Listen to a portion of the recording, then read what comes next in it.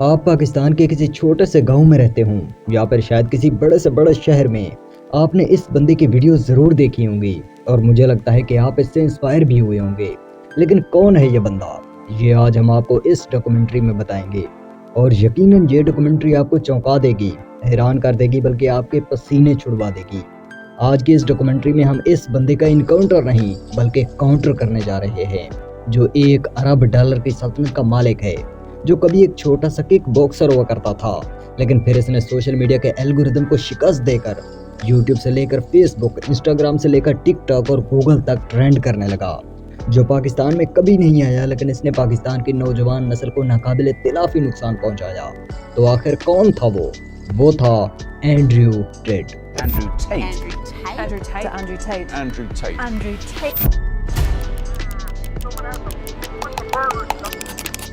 یکم دسمبر 1986 Washington D C کے Walter Reed Army Medical Center میں ایک بچے کی پیدائش ہوتی ہے۔ نام رکھا جاتا ہے اینڈریو ٹیٹ۔ اینڈریو ٹیٹ کے والدین کی ملاقات پہلی بار برطانیہ میں ہوئی، جہاں اینڈریو کے باپ فضائیہ کے لیے کام کرتے تھے۔ اس ملاقات کے بعد دونوں نے شادی کی اور خاندان بسانے کے لیے امریکہ کی طرف روانہ ہوئے۔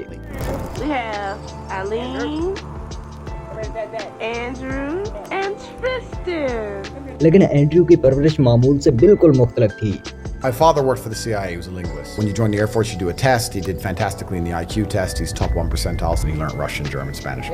Hola, todos mis amigos en los Estados Unidos. اس کے علاوہ وہ 5 مرتبہ فوجی شطرنج کے چیمپئن بھی رہے۔ اینڈریو کے دادا ایمری ٹینٹ دوسری جنگ عظیم کے سابق فوجی تھے اور ریاست جارجیا میں ننگے ہاتھوں باکسنگ میں مہارت رکھتے تھے۔ اپنے والد کے ساتھ رہتے ہوئے اینڈریو کو کم عمری ہی سے جسمانی اور ذہنی جنگ کی تربیت دی گئی۔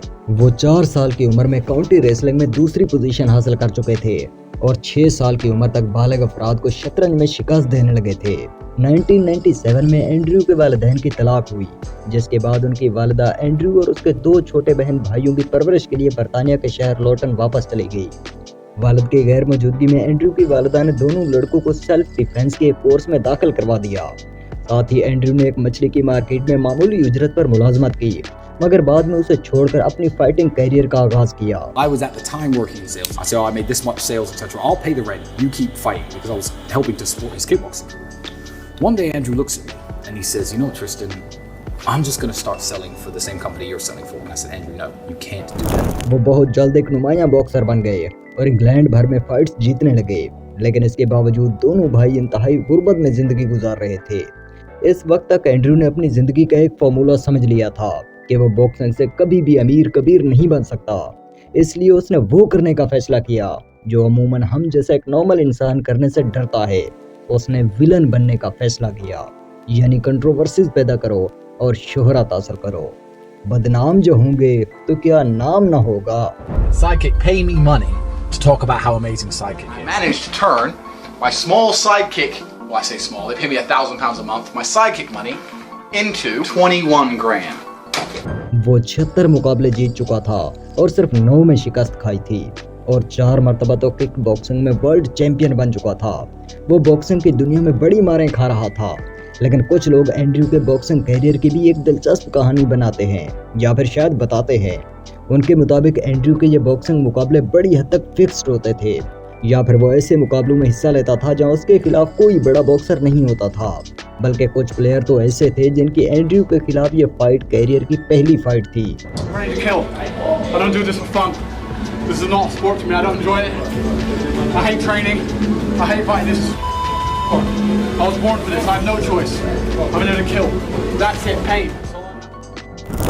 لیکن بہرحال اس سب کے باوجود وہ اپنی عوامی امیج کو مسلسل بہتر بناتا رہا، مختلف ریئلٹی ٹی وی شوز میں نظر آتا، لیکن پھر بھی اینڈریو وہ سب کچھ اچیو کرنے میں ناکام تھا جو وہ کرنا چاہتا تھا۔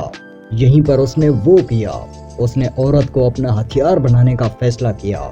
انگلینڈ بھر میں فائٹس لڑنے کی وجہ سے بہت سی لڑکیاں اس کی مداح ہو چکی تھیں، اس پر اندھا اعتماد کرتی تھیں، اور اینڈریو نے اسی اعتماد کے ساتھ کھیلنے کا فیصلہ کیا۔ اس نے ایسی کم عمر لڑکیوں کو اپنی شخصیت کے جال میں پھنسایا، اپنی ٹیم بنائی، انہیں کیمروں کے سامنے بٹھایا اور پوری دنیا میں مردوں سے سبسکرپشن کی بنیاد پر ٹاک ٹو لائیو گرلز کا بزنس شروع کیا۔ Down all my assets. The only thing I had was, because I'd been fighting all around the world, I had these 6 girlfriends going around the internet, and I saw in the corner, talk to live girls now. My girls can do that.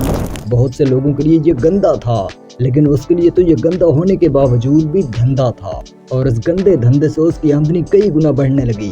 اب اسے boxing کی ضرورت نہیں تھی، اس لیے اس نے boxing چھوڑنے کا فیصلہ کیا اور اپنے بھائی ٹرسٹن کے ساتھ پوری توجہ اس ویب کیم پر مرکوز کر دی۔ اس نے 75 سے زیادہ خواتین کو ملازمت پر رکھا اور اپنے اس گندے دھندے کو وسعت دینے لگے۔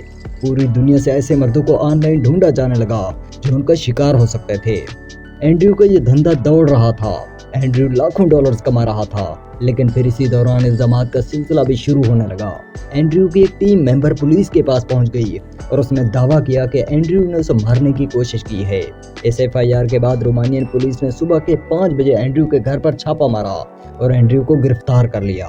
ٹیٹ برادران پر 6 سے زیادہ قانونی تحقیقات اور 21 الزامات عائد کیے گئے۔ کیونکہ اس دھندے کا سب سے بڑا چہرہ خود اینڈریو تھا، اس لیے اس کی گرفتاری کے بعد دھندا نقصان میں جانے لگا۔ اینڈریو نے اس نقصان کو ریکور کرنے کے لیے اور زیادہ نقصان سے بچنے کے لیے دھندے کے سارے آپریشن اپنے بھائی ٹرسٹن کے حوالے کر دیے۔ And one of the main sponsors is this casino brand. And this casino brand is owned by 3 brothers. I overheard them say something like they turn over like 18 million a day or something ridiculous. اسے ایسے کاروبار پسند تھے جو لوگوں کی لت سے فائدہ اٹھاتے، اور وہ خود بھی جوا کھیلنے کی کشش کو اچھی طرح سمجھتا تھا۔ Live dealers, it's just machines, so it's like arcade setup. The casino are now being spent on slot machines. They're not being spent, being invested. وہ اس ویب کیم اور کسینو سے اچھے خاصے پیسے بنا رہا تھا، لیکن پھر بھی وہ اس رفتار سے ترقی نہیں کر پا رہا تھا جس کی اسے خواہش تھی۔ وہ سوچ رہا تھا کہ اگر وہ اسی طرح اپنا کسینو چلاتا رہے گا تو ایک دن وہ رومانیہ کی زیر زمین دنیا میں آہستہ آہستہ گم ہو جائے گا، اس کا کوئی نام نہیں ہوگا۔ اور پھر China has identified the cause of the mysterious new virus. Coronavirus. Fears a rapidly spreading virus has reached Australia. COVID-19 can be characterized as a pandemic. We'll be suspending all travel from Europe. This evening it just gets worse. And everyone to work at home if possible, postpone unnecessary travel. Corona virus کی وجہ سے پوری دنیا کے کاروبار ٹھپ ہونے لگے اور ظاہر ہے اس سے اینڈریو بھی متاثر ہوا۔ اینڈریو کا کسینو جو لاکھوں ڈالرز کما رہا تھا وہ ایک ہی رات میں ختم ہو گیا، اور ایسا لگ رہا تھا کہ اینڈریو کا امیر ہونے کا خواب چکنا چور ہونے والا ہے، اور اگر اسے اپنا خواب بچانا تھا تو اینڈریو کو جلد کچھ کرنا تھا، اور اسے یہ موقع ملا انٹرنیٹ کی دنیا سے۔ اس کی نظر سے کچھ ایسے افراد گزرے جو انٹرنیٹ مارکیٹنگ سے لاکھوں ڈالرز بنا رہے تھے۔ اسے ویلن کا کردار ادا کرنے میں کوئی حرج نہیں تھی، بلکہ وہ تو یہ کردار پہلے سے ادا کر رہا تھا، اس لیے اس نے یہی کردار سوشل میڈیا پر بھی اپنانے کا فیصلہ کیا۔ اس نے corporate.com شروع کی، جو اس نے اپنی زندگی کے مختلف پہلوؤں سے متعلق آن لائن کورسز پیش کیے۔ اس کا گاہک وہی مایوس درمیانی عمر کا شخص تھا جو پہلے ویب کیم ماڈلز پر پیسہ خرچ کرتا۔ فرق صرف اتنا تھا کہ اب مسئلے کے حل کا ذریعہ بدل چکا تھا۔ ٹیٹ اس بات سے پریشان تھا کہ وہ ابھی تک اتنا مشہور کیوں نہیں ہوا۔ اس کے پاس وائرل ہونے کی تمام وجوہات موجود تھیں، مگر پھر بھی لوگ اس پر زیادہ توجہ نہیں دے رہے تھے۔ اسی دوران اس نے عوامی تحریکوں اور فرقہ نما گروہوں کا مطالعہ کرنا شروع کیا۔ اس نے اپنے ہدف کو درمیانی عمر کے مردوں سے بدل کر نوجوان لڑکوں پر مرکوز کر دیا، جنہیں وہ زیادہ آسانی سے ٹریپ ہونے والا طبقہ سمجھتا تھا۔ اس نے اپنے خلاف ایک ایسے دشمن کا تصور پیش کیا جو اس کے بقول حقیقت سے کہیں بڑا تھا، اور اسے دی میٹرکس کا نام دیا۔ یعنی اگر کوئی شخص اینڈریو ٹیٹ پر تنقید کرتا تو وہ اکثر کہتا کہ یہ سسٹم کا حصہ ہے اور یہ سسٹم اسے خاموش کرانا یا نیچے گرانا چاہتا ہے۔ اس نے اس صورتحال کا ایک حل بھی پیش کیا جسے ابتدا میں ہاسٹلر یونیورسٹی کہا جاتا تھا، جبکہ بعد میں اس کا نام تبدیل کر کے دا ریئل ورلڈ رکھ دیا گیا۔ اپنے پیغام کو لوگوں تک پہنچانے کے لیے اس نے خطابت اور عوامی گفتگو میں غیر معمولی مہارت پیدا کی۔ اس حکمت عملی کا آخری اہم حصہ ایک ایفیلیٹ پروگرام تھا جو کسی حد تک پیرامڈ طرز پر کام کرتا۔ یہ 2021 کا دور تھا، لوگ زیادہ تر گھروں میں تھے اور انسٹاگرام ریلز، ٹک ٹاک اور یوٹیوب شارٹس جیسی مختصر ویڈیو تیزی سے مقبول ہو رہی تھی۔ سوشل میڈیا کے الگورتھم بھی ایسی ویڈیوز کو زیادہ لوگوں تک پہنچا رہے تھے، اس لیے تیزی سے شہرت حاصل کرنا نسبتاً آسان تھا۔ ابتدا میں اینڈریو ٹیٹ نے خود سرمایہ لگا کر اس نظام کو چلایا۔ جب یہ رفتار پکڑ گیا تو اس کا طریقہ کار کچھ یوں تھا۔ ایک نوجوان پہلے ٹیٹ کی شارٹ ویڈیوز دیکھتا اور اس کے بارے میں تجسس پیدا کرتا، پھر وہ اس کی لانگ ویڈیوز دیکھتا جہاں ٹیٹ اپنے خیالات اور کامیابی کی کہانیاں بیان کرتا، جس سے اس کا اعتماد مزید بڑھ جاتا۔ اس کے بعد اسے بتایا جاتا کہ اگر وہ بھی صرف $50 ماہانہ ادا کرے تو وہ اسی کمیونٹی کا حصہ بن کر پیسہ کمانا سیکھ سکتا ہے۔ रुकन बनने के बाद उसे मुख्तलिफ कारोबारी मॉडल्स जैसे ई कॉमर्स, कॉपी राइटिंग और दीगर महारतें सिखाने का वादा किया जाता, लेकिन बहुत से लोग आखिरकार एक ही रास्ता इख्तियार करते थे। वो एंड्रयू टेड की मुख्तलिफ वीडियोस काट कर मुख्तलिफ सोशल मीडिया प्लेटफॉर्म्स पर पोस्ट करने लगते थे। How I've generated a little bit over $5,700 with the affiliate program inside Andrew Tate's community and how you can easily do that. उनके लिए ये काम ई कॉमर्स या कॉपी राइटिंग सीखने से कहीं ज्यादा आसान था, क्योंकि इसमें नई महारत हासिल करने के बजाय सिर्फ टेड के मवाद को फैलाना होता था। बाद में नए अरकान को वीडियो एडिटिंग के तरीके, रहनुमा उसूल और ज़रूरी वसाइल फराहम किए जाते थे। दूसरी तरफ एंड्रयू टेड दुनिया भर में सफ़र करता और जितने मुमकिन हो सकते उतने पॉडकास्ट में शिरकत करता, ताकि ज़्यादा से ज़्यादा लोगों तक अपना पैगाम पहुंचा सके। इस हिकमत अमली ने हैरत अंगेज नताइज दिए। 1 साल से भी कम अरसे में एंड्रयू टेड सोशल मीडिया पर हर जगह नजर आने लगा और उसके फॉलोअर्स की तादाद तेजी से बढ़ने लगी। इस दौरान द रियल वर्ड्स अपनी माहाना रुकनियत की फीस से लाखों डॉलर्स की आमदनी हासिल कर रहा था। मुख्तलिफ ज़राए के मुताबिक एक वक्त में उसकी माहाना आमदनी तकरीबन $11 मिलियन तक पहुंचने के अंदाजे भी लगाए गए। इसके अलावा उसका एक खसूसी ग्रुप भी था जिसे द वॉर रूम कहा जाता था। ये निस्बतन ज़्यादा उम्र और माली हैसियत रखने वाले अफराद के लिए था और इसकी रुकनियत की फीस भी काफ़ी ज़्यादा थी। ये बुनियादी तौर पर टेलीग्राम ग्रुप्स पर मुश्तमिल कम्युनिटी थी, जहाँ अरकान एक दूसरे से राब्ते बढ़ाते, कारोबारी ख्यालात पर गुफ्तगू करते और मुख्तलिफ हिकमत अमलियों पर तबादला ख्याल करते थे। वक्तन फवक्तन ज़ाती मुलाकातों और खुसूसी तकरीबात का भी एहतमाम किया जाता था। इस वक्त तक एंड्रयू और ट्रिस्टन टेड गैर मामूली माली कामयाबी हासिल कर चुके थे, लेकिन हर तेज रफ्तार कामयाबी के साथ खतरात भी बढ़ रहे थे। बिल्कुल यूनानी दास्तान के किरदार आइकारस की तरह एंड्रयू भी ऐसी बुलंदी तक पहुंच चुका था जहां एक मामूली गलती भी बहुत बड़ी कीमत वसूल कर सकती थी। For 6 straight months, Andrew Tate has trended. He's been the most Googled man on the planet. But in recent days, 6 महीनों तक एंड्रयू टेड हर जगह ज़ेरे बहस रहा। वो दुनिया का सबसे ज्यादा गूगल किया जाने वाला शख्स बन चुका था। एक ही रात में टेड बिरादरान के खिलाफ दर्जनों तनकीदी मज़ामीन और रिपोर्ट शाये हुई। अब दुनिया 2 हिस्सों में बढ़ चुकी थी।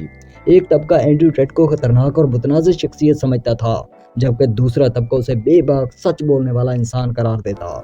इसी दौरान एंड्रयू टेड ने अवामी तौर पर इस्लाम कबूल करने का ऐलान किया।